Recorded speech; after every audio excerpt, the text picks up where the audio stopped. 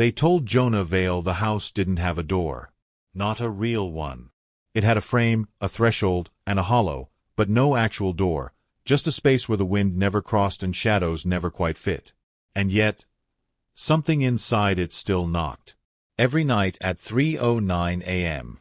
3 knocks. From the inside. Jonah didn't believe in curses, but he believed in silence, and something about this place hated it. It was the sort of house that had stood too long, remembered too much, and forgotten just enough to be dangerous.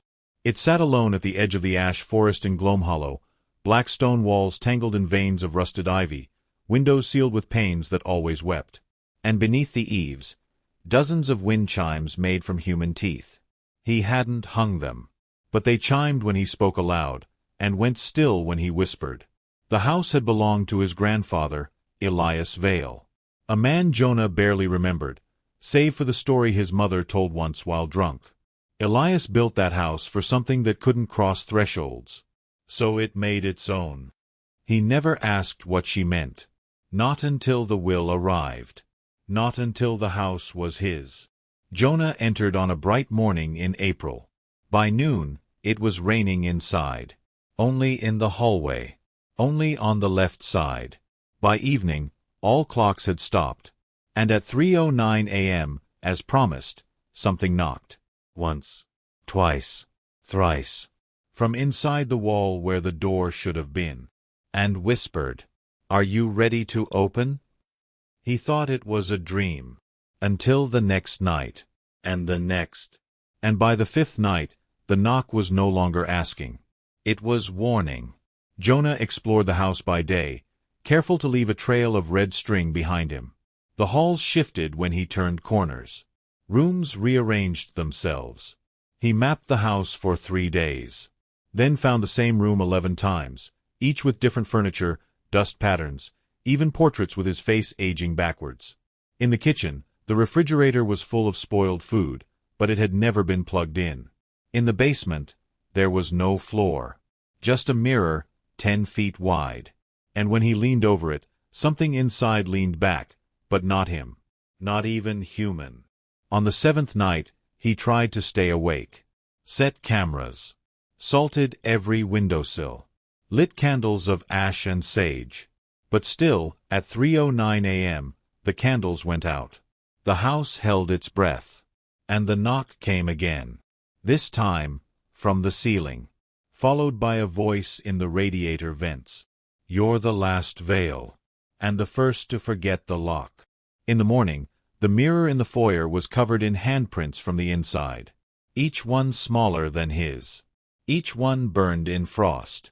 He touched one, and remembered a name he had never heard spoken. Talus. Not his. But it opened something in his chest like a cold seed cracking. And the knock came early that night. At 2:06 a.m. 7 times. Like a child too afraid to ask again. He found the journal in the attic.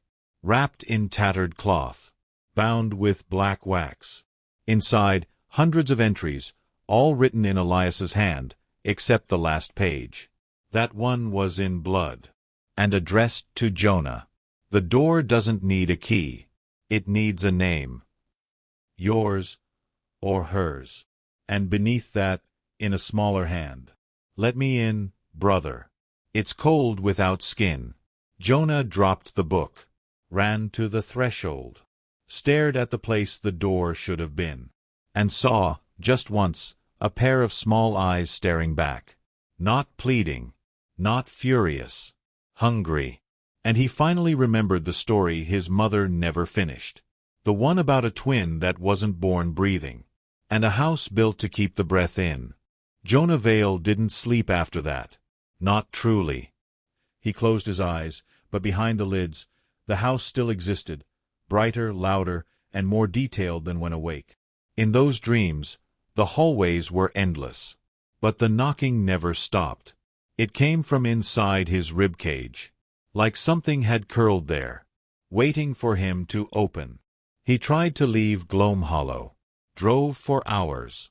But when the road curved near the forest, the sky folded, repeating the same stretch of pines. And at mile marker 41, the same old woman always stood in the ditch. barefoot, mouth sewn shut, holding a small wooden box carved with his initials. He never stopped to open it, but the box began appearing on his nightstand. Every night. Still closed. Still warm. By the 10th night, he gave in. Opened the box. Inside, a single tooth. Child-sized. Still bleeding. Wrapped in vellum that read. Talus never had time to grow them all. He screamed. But the house didn't echo anymore. It absorbed sound like breath into lungs. And that night, when the knock came at 3:09, it was from inside the mirror. He approached it cautiously. His reflection stood still. Too still.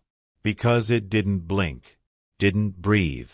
Then, slowly it smiled. And whispered, "It's time. Say the name. Let the house remember what you tried to forget." He backed away. The temperature dropped. All windows fogged from the inside. And every mirror in the house turned to water. From the surface, small, pale hands pressed out, pushing, straining. And each had the same name carved into the palm. Talus. In the journal, he found more entries. Older ones. Pages he hadn't noticed before. Scratched faintly in charcoal. They weren't written by Elias. They were written by someone inside the wall. I can hear him breathing. I remember his dreams. I remember being warm. He doesn't remember being two. And if he says my name, I'll wear his skin. We'll match. We'll be real again. Jonah ran to the basement. The mirror in the floor no longer showed his reflection. Just a nursery. Empty. Cold. But on the crib was a nameplate. Talus Vale. Still, but not gone. The mobile above the crib spun slowly. And hanging from it, keys. None of which fit any door in the house. But each matched a tooth from the box. He finally spoke the name. Just once. Softly. The air went silent. No wind. No heartbeat. Then, the wall where the door should be breathed in. And opened. There was no threshold. Only another house. The exact same. But upside down. And inside it, suspended midair, a boy. His own face, younger. Eyes sewn shut. Lips moving. Repeating the same word. Brother. And the house, his house, moved. Not trembled. Shifted. Pulled inward. Becoming the house behind the door. Becoming Talus. Jonah tried to run. But his feet sank into the floor like wet sand. The mirrors around him shattered, revealing not glass, but open mouths. Each one saying his name in a different voice. And the voice of the boy in the other house became his. As if something inside him had flipped. Like he was the reflection now. And Talus had finally come to the surface. Jonah didn't know if he was awake. The floor beneath him pulsed with breath. The walls flickered, sometimes stone, sometimes skin. And everywhere, he heard his own voice. But it wasn't coming from his mouth. It echoed from behind mirrors, through the air vents, and deepest of all, from inside his chest. The upside-down house, the one beyond the latchless door, now mirrored his in shape but not in mood. Here, everything was soft and slick. No corners. Only curves. The wood grain bled when touched. And the air smelled of milk and rot. On the ceiling, or what passed for one, paintings shifted every time he blinked. Scenes of two children. Identical. Until one faded. Until one was folded into the foundation. He wandered through the inverted house. Every room showed versions of himself, as a child, as an infant, as a half-shaped thought still clinging to womb dark. In one room, he saw his mother, younger than he remembered, holding one baby, looking away from another out of frame. The second crib, always in shadow, always crying unheard. Then, at last, the crying stopped, replaced by laughter, childlike, joyless. It came from behind the walls. And the walls began to thin, like paper soaked in memory. Jonah touched one. and a hand touched back. Smaller, colder. And then the voice came, clearer than ever. You said it. You gave me shape. Now give me your breath. He tried to turn back, but the door, the frame, the threshold, was gone. He wasn't in a house anymore. He was in a body. Not his. A body that pulsed with names, with history, with flesh that had waited far too long. And inside it, Talus. Forming. Smiling. Emerging. Jonah dropped to the floor. But the floor had a heartbeat. It opened beneath him like a mouth. And he fell. Into a nursery. Real. His real house. But every object whispered. The crib. The mobile. The lamp. The rattle. Each said the same phrase in unison. You lived. He waited. Now you must share. From the hallway, footsteps. Small. There. Dragging something soft. A lullaby hummed in a voice that had no age. One for the skin. One for the bone. One for the breath. One left alone. Jonah turned. And saw Talus. Not a boy. Not a ghost. But a mirror thing. Wearing almost his shape. Off by inches. Off by time. Like a dream recreated from memory. Its face split in a smile that reached both ears. It opened its mouth. And spoke. But Jonah heard it inside his own lungs. I remember the womb. You remember the world. Let's be one again. He ran. But every room led back to the nursery. Every window looked inward. Every mirror reflected Talus. Closer. And the rattle, left on the dresser, began to shake. On its own. With sound like teeth in water. He picked it up. And the air stopped moving. Then, from the crib, a small voice. Soft. Innocent. Let me wear your time. I'll be kind with it. Jonah fell to his knees. He felt his chest tighten. His vision blurred. Not from tears. But from someone else blinking through his eyes. And then the door, the latchless one, appeared again. But this time, it was him on the other side. Watching. Knocking. Waiting. Jonah stood on the wrong side of the mirror. Not metaphorically. Literally. He looked out through glass no longer cold, no longer reflective. On the other side, Talus wore him like a coat. Moved his arms. Blinked his eyes. Spoke with his voice, perfectly rehearsed.